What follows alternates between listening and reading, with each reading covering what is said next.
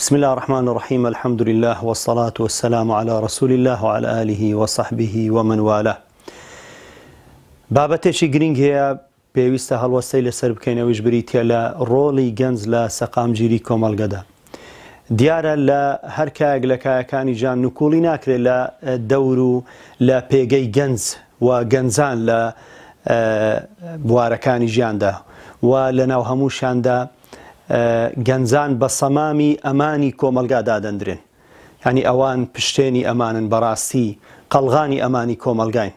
ئەگەر تەماشای قورئانی پیرۆز و فەرمودە نورینەکانی محەممەدیش بکەن عەلەیهی سەڵات وەسەلام دەبینین چەندە گرینجان داوە بە ڕۆڵی گەنج هەر لە سەرەتای گەنجایەتیەوە کە چ ڕۆڵێکی هەیە و حتا لەگەڵ هێنانی پەیامی خوای پەروەردیگار و ناردنی پەیامی خوای پەروەردیگار بۆ پێغەمبەران تەماشاکەین لە هەڕەتی لاویەتیاندا گەنجێتیدا خوای پەروەردیگار هەڵی بژاردون، اختیاری کردوون بۆ ئیسلاحی کۆمەلگاکان و پێغەمبەران سەلامی خوای پەروەردیگاریان لێبی گەنج بوونە کاتێک خوای پەروەردیگار ئەوانی ناردوونە و تەکلیفی لێکردوون بە گەیاندنی پەیامی ئەو بۆ مرۆڤایەتی. قالوا سمعنا فتى يذكرهم يقال له إبراهيم.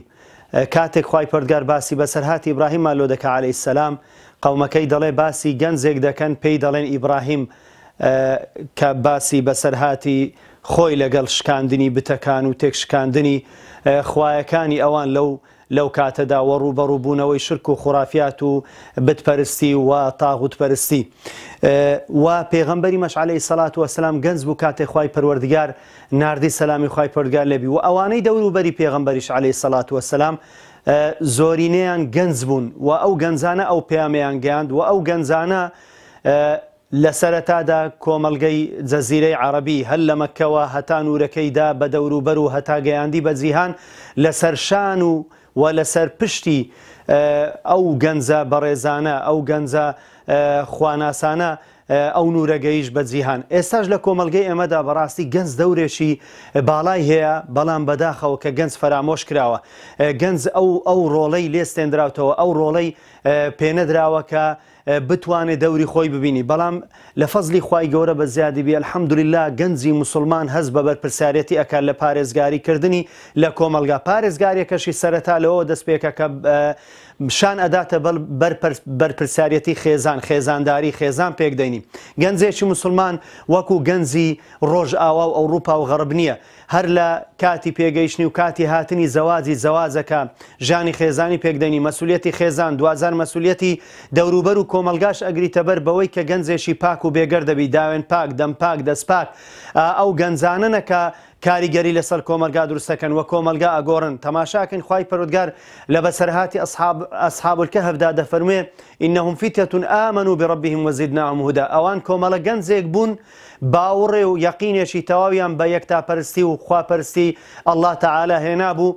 وزدناهم هدى. ئێمە زیاتر ڕێنماییمان کردن و هێخسمانە سەر ئەوانمان خستە سەر ڕاستە ڕێگای ڕووناچی و پەیامی خوای پەروەردیگار. ئەوان دەوروبەری خۆیان گۆڕی، ئەوان تاغوتەکانیان ڕووخاندن، ئەوان عەدالەتیان بەرپا کرد.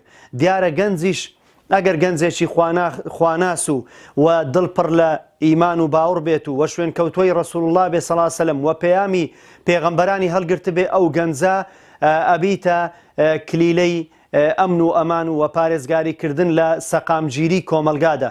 چکە ئەگەر بە پێچەوانەکەیەوە بخوێنینەوە چێنە ئەوانەی کەوا دەبنە شەڕانجێز، ئەو گەنجانەی کەوا دەبنە خەتەر بۆ سەر کۆمەلگا، گەنجی بووکوش، گەنجی تریاخۆر، گەنجی مەشروب خۆر، گەنجی ئەو گەنجەی کە بەدوای هەوە و هەوەستەکانی خۆی ئەگەڕێ و هەوا هۆستەکانی کردوتە ڕووگە و قیبلەی خۆی و دەیان پەرسێ کردیتە خوای خۆی وەالعیاذ بالله. ئەو گەنجانە کە لەسەر ڕاستە ڕێگەی ئیسلام لایەن داوە، ئەو گەنجانە کەوە خواپەرست نین، دیندار نین و ئەو گەنجانە نین کە لە مزگەوت پێگەیشتون و لە مزگەوتەوە تێگەیشتونە لە مرۆڤایەتی و مرۆڤ دۆستی و پەیامی مرۆڤ دۆستی.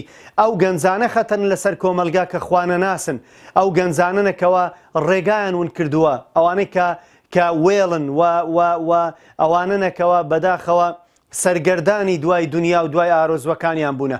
بۆیە ئێمە لێرەوە دەمانەوێت ڕوو بکەینە بەرپرسەکان و ڕوو بکەینە ئەوانەی کەوا دەیانەوێ خەمخۆری ئەو میلەتەن و سەقامگیری ئەو کۆمەلگایە بپارێزن کۆمەلگای موسڵمانی کوردی دەبێ گرنگی بە گەنجان بدەن و گەنجان ئاراستە بکەن بەرەو پاچی بەرەو مزگەوت بەرەو خواناسی و دینداری و دیندۆستی و ئەو ڕێگانەیان لەبەردا لا بدەن و بگرن کە بەرەو شەهوەتبازی و ئارەزووبازی و خراپە و تریاک و مخەدەرات و مادەی بێهۆشکەر و بەرەو ئارەزوەکان ئەو ئارەزوانیان ئەبن کەوا تووشی شەهوەتبازی و ئەوانە ئەبن کە دوجار ئەبنە وەبال الئەمر ئەبنە گرانی و بارگرانی بەسەر کۆمەلگادا. گەنج ئەگەر لە خواترز بوو دڵی پڕ لە ئیمان بوو گوناح ناکات تاوان ناکا و ناموسی خۆی و خەڵکی ئەپارێزی و خەڵکی لە دەست و زوبانیشی سەلامەت ئەبن و دوجار گەنجێکی بە منفعەت و سوودبەخش ئەبی بۆ خۆی و خێزانی و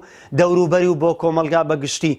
بۆیە گەنج هەتا خواپەرست بێ هەتا دیندار بێ دیندۆز بێ هەتا ئەهلی مزگەوت بێ لە مزگەوت پێ بگا و دوور بێ لەو کافتریا و لەو مەساجخانە و لەو تراتۆخانانەی کەوا گەنجیان سەرگەردان کردووە ئەو گەنجە گەنجێکی یعنی بەسوود ئەبێ بۆ خۆی و بۆ کۆمەلگەی خوای پەروەردگار گەنجانمان لە هەموو ئافات و شەهوەتبازی و لە هەموو ڕێگا حرامەکان بپارێزیت و بەرەو دینداری و دیندۆستی و بەرەو سەقام وایان لێ بکە کەوا ببنە هۆی پاراستنی أخلاق وروشت وأمن وآسايشي كمالجا كمان. سبحان ربك رب العزة عما يصفون وسلام على المرسلين والحمد لله رب العالمين.